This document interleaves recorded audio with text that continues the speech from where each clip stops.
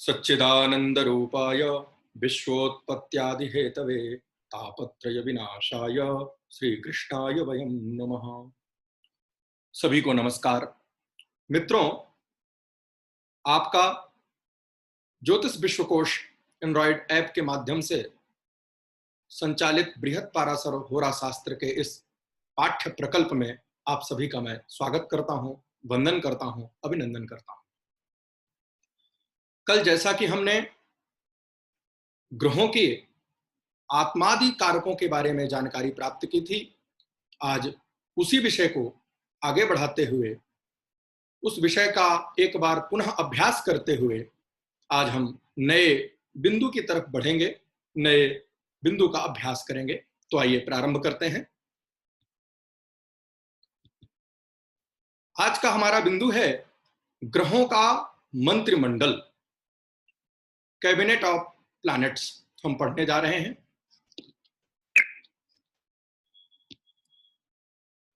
कल हमने ग्रहों का जो आत्मादि कारकत्व है, कौन सा ग्रह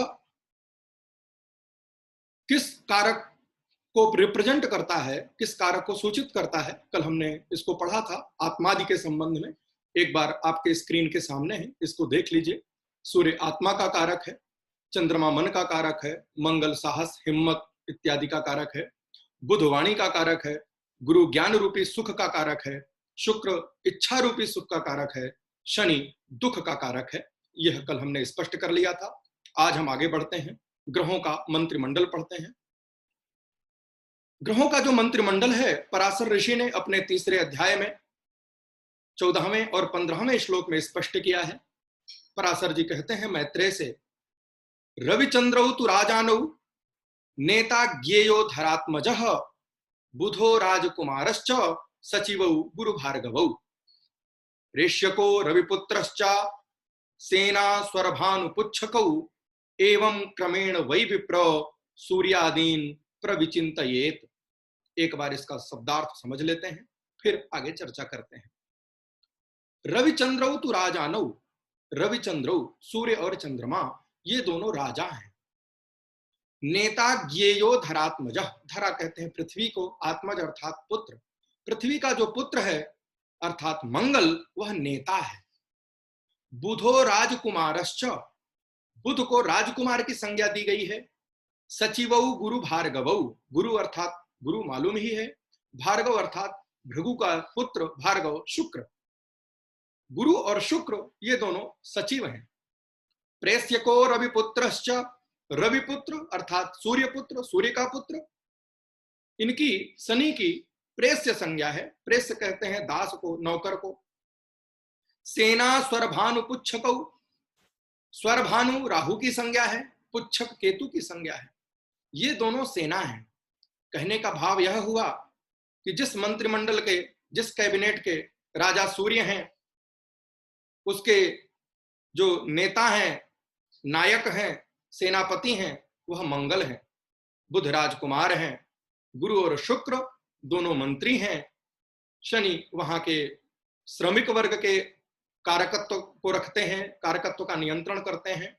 और वह जो राजा की सेना है वह राहु और केतु है। इसका विस्तार से आगे हम चर्चा कर रहे हैं। आप देख सकते हैं, आपके सामने स्लाइड में विषय को स्पष्ट किया गया है। यहां थोड़ा विषय को और स्पष्ट करते हैं। पराशर ने सूर्य और चंद्रमा दोनों को राजा कहा है, परंतु दोनों राजा नहीं हो सकते हैं। आगे चल करके अगले श्लोक में युवतीन्दु भृगु शब्द का प्रयोग किया है पराशर जी ने। वहां पर कहते हैं कि शुक्र और चंद्रमा ये दोनों स्त्री हैं। यदि चंद्रमा स्त्री है तो राजा इत्यादि के कारकत्व में हम उसको रानी समझें, इसलिए यहां पर आपके सामने रानी लिखा हुआ है। एक कारण, आज आधुनिक विद्वान भी चंद्रमा से रानी, शासिका के रूप में उसका कारकत्व स्वीकार करते हैं। यदि हम और ग्रंथों के आचार्यों के मत का विचार करें तो मालूम चलता है, सूर्य जातक में सूर्य खुद कहते हैं अहम राजा शशि राज्ञी, मैं राजा हूं और जो शशि अर्थात चंद्रमा है वह राज्ञी है। इस आधार पर भी हमें यह समझना चाहिए कि चंद्रमा रानी है। उसके बाद हम मंगल पर आते हैं। मंगल सेनापति है, जैसा हमें मालूम है, हमने पढ़ा भी, नेता ज्ञेयो धरात्मजः, ऐसा वचन कहते हैं। नेता अर्थात ले जाने वाला, नायक। तो मंगल में यह गुण होता है कि वह किसी भी चीज को लीड कर सकता है, किसी भी चीज का, किसी भी ग्रुप का, किसी भी समूह का वह लीडर हो सकता है। उसके बाद बुध का क्रम आता है। बुध राजकुमार है, वह राजकुमार जो सूर्य और चंद्रमा के शासन में उत्तराधिकारी बन जाता है। ऐसा कैसे?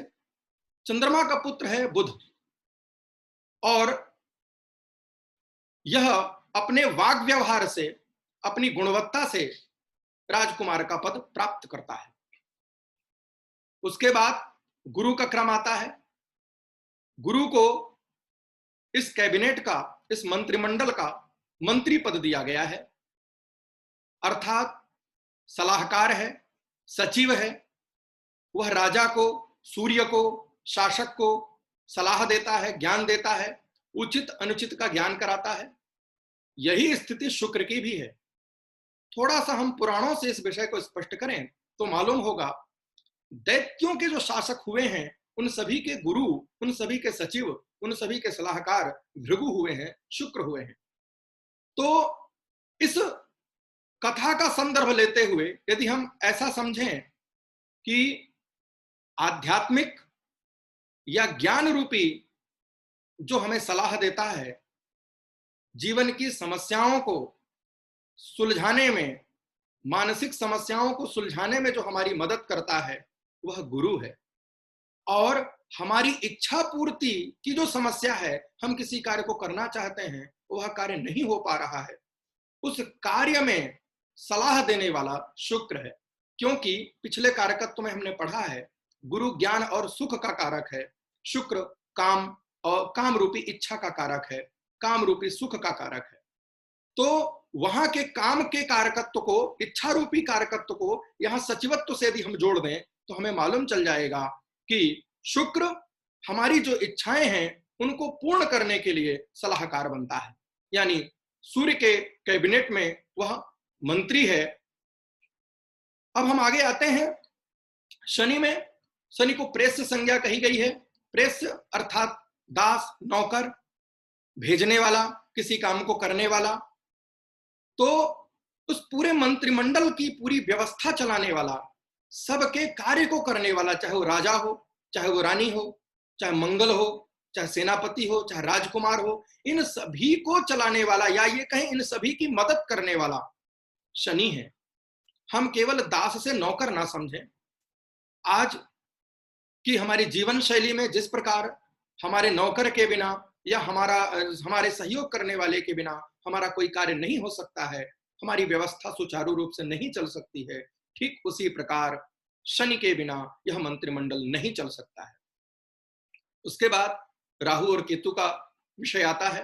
राहु और केतु दोनों को सेना रूपी संज्ञा दी गई है, अर्थात सूर्य के कैबिनेट में वह सैनिक हैं। यहां थोड़ा सा ध्यान देना होगा। अन्य ग्रंथकारों ने, जैसे जातक पारिजात, फलदीपिका इत्यादि के आचार्यों ने राहु और केतु के संदर्भ में इस कारकत्व में बहुत चर्चा नहीं की है, पर पराशर मुनि स्पष्ट रूप से राहु और केतु को सैनिक के रूप में स्वीकार करते हैं।